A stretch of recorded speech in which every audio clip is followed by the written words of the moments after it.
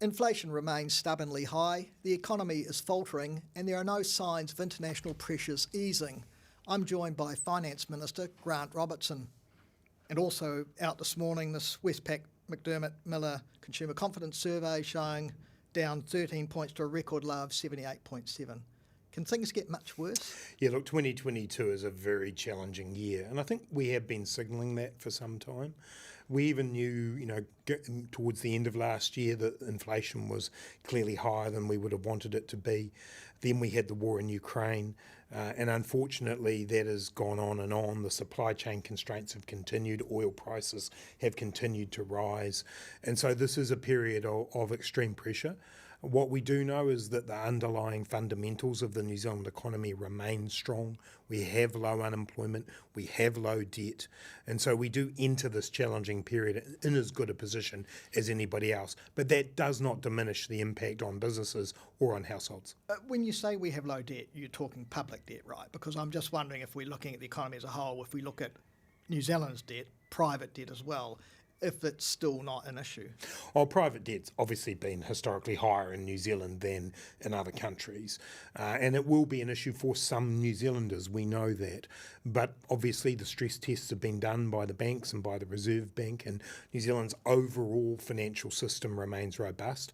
The vast majority of New Zealanders, while they will be impacted by the rising cost of living and potentially feel less of a wealth effect as house prices decline, will still be okay. There will be some New Zealanders who borrowed at the top of the cycle who will now be looking at more difficult repayment terms, but overall we've still got an economy that is robust and resilient.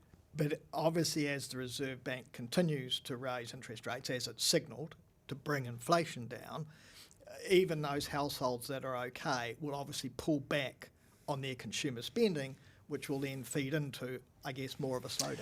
And this is the issue with 2022, and you've seen it in today's consumer confidence numbers. Those numbers don't surprise me, because at the moment people are looking ahead to a challenging period of time, and the spending that they might have been contemplating, as you're saying, they will be pulling back from. What we know is that, unlike some other countries, New Zealand goes into this with unemployment at 3.2%.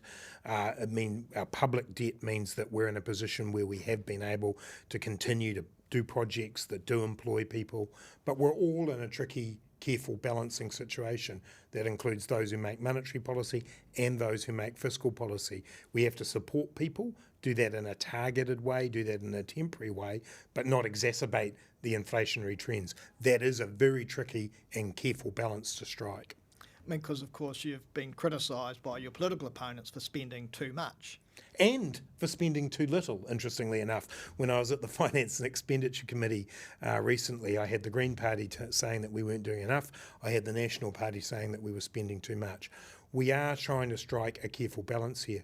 There is no doubt austerity type policies could be undertaken, but I don't believe they're the right thing to do. I think in other times when we've seen economic challenges like this, and previous governments have taken those policies, it's done lasting damage to New Zealand. What we're trying to do here is strike that balance. The reason the cost of living payment that we put forward was only temporary was because we were aware that we ran risks of exacerbating inflation unnecessarily. I think we've struck the balance right, but clearly with the pressures that we're now seeing, we're having to constantly readjust our approach. I mean, is it likely, when you look at the cost of living, that the removal of, the cut in the fuel tax, the half price public transport, that's going to have to be extended again? Yeah, look, we're constantly monitoring that, and obviously we've seen oil prices continue to rise and not showing much sign of coming down. Having said that, the reason we extended out the fuel excise duty and road user charger cuts till the middle of August, or in the case of road user till September, was so that we could get the new cost of living payment going. That's a more targeted response that kicks in from the beginning of August. So we have been thinking about this, but clearly we're constantly monitoring what is an evolving situation. We will make decisions about that before we get to August, but it's so volatile, even making a decision now might not be the right one that's needed in August. I mean, are you talking to other finance ministers around the world? I mean, in terms of how they're dealing with, relatively similar problems? Indeed, and I was with the Australian Treasurer just last week in Sydney, and we had an extensive conversation about these issues. They're playing out slightly differently in different countries. In Australia, their big issue is energy, and particularly at a household level, real pressure there. Inflation clearly is coming through in the Australian economy, and you've seen the response from their Reserve Bank. But literally every country in the developed world is dealing with this to a greater or lesser degree. I see in the UK, they're now projecting perhaps getting up to 10%. That's going to be a massive strain for them, but equally all through Europe as well. And we've got an OECD average of inflation over 9% now. Everyone's having to strike this careful balance between supporting people through this period of time, but not causing that problem of inflation to get worse. But what about the international? I mean, we've seen obviously what's been happening to asset prices, share prices internationally, particularly in the United States, in a sense that the Federal Reserve there is prepared to take the US into recession in order to beat inflation. I mean, that clearly will have consequences for other economies, including ours. I mean, what's the advice you're getting from Treasury about that? Yeah, look, I mean, obviously what happens in the United States will have a big impact on us, on the whole of the New Zealand economy. Equally, you look at China, where you've got, forecasts of growth as low as we've seen in the Chinese economy in recent years. All of that will have an impact on New Zealand. The current forecasts remain that we're not going to go into recession, but obviously people are needing to update those forecasts regularly. Whatever situation it is, it will be a period of significantly slower growth than we've seen. But as I say, we come into this as strong as any other country in the world. I mean, how worrying is it politically for the government? Because a lot of economists are picking that actually later in the year and into next year is maybe when the recession would hit, where you get those 2 quarters of negative growth. Not great in an election year, and no matter what the arguments around international impacts, governments of the day tend to get blamed by voters when things aren't going well. Yeah, I think we've got to do what we can do and control the things that we can control. And so that's why we've stepped up to support New Zealanders through this period with the cost of living. It's why we're going to make sure that we carefully calibrate our investments to make sure that we have things that are supporting people to stay in work, that are in the productive economy, trying to make sure that that's where we go. Immigration policy has an impact as well, and we'll start to see that alleviate some pressures in the labour force. So we have to control the things we can control.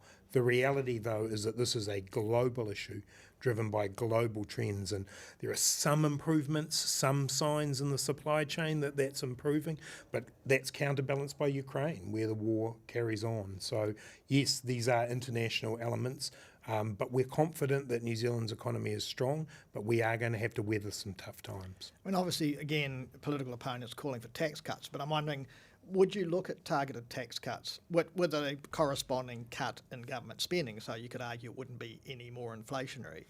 Therein lies the issue, though, doesn't it, is that the marginal benefit of those government spending cuts versus the long-term damage of them is what we have to assess.